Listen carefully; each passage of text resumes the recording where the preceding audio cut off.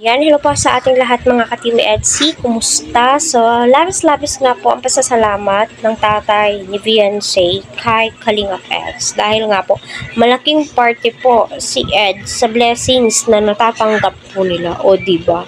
Napakaswerte po talaga ni Edu, kung sino man yung makalove team po niya. Kasi nga, bumubuhos po talaga yung biyaya. Kasi nakikita po ng supporters, sponsors na totoo si Eds. Di po siya yung pakitang tao, diba? Which is, yun naman po talaga yung gusto ng mga sponsors, So, ayan po sa ating lahat, naway, nasa mabuti po kayong kalagayan.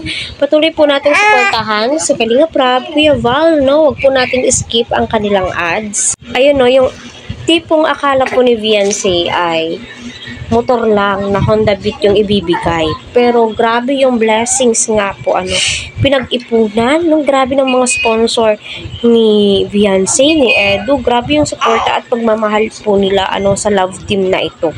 Kaya, dalangin ko na pagkatapos ng pabahay ni Viancy ay magkaroon ng season 2, same as Jomcar, kasi may season 2 po sila.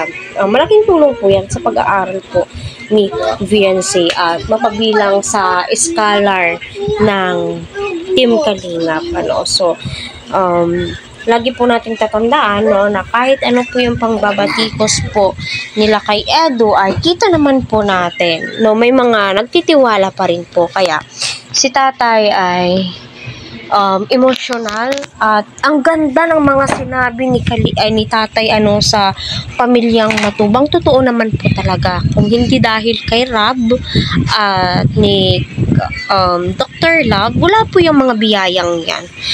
May blessings man pero hindi po ganyan karami, 'di ba? Grabe, mapapabilib ka na lamang po talaga at masasabi mong pahalagahan nyo ang isa't isa. Magtulungan po kayo. Kagaya ng sinabi ni Eds na nagtutulungan daw po sila ni Viancy at sinusuportahan po nila yung bawat isa, diba?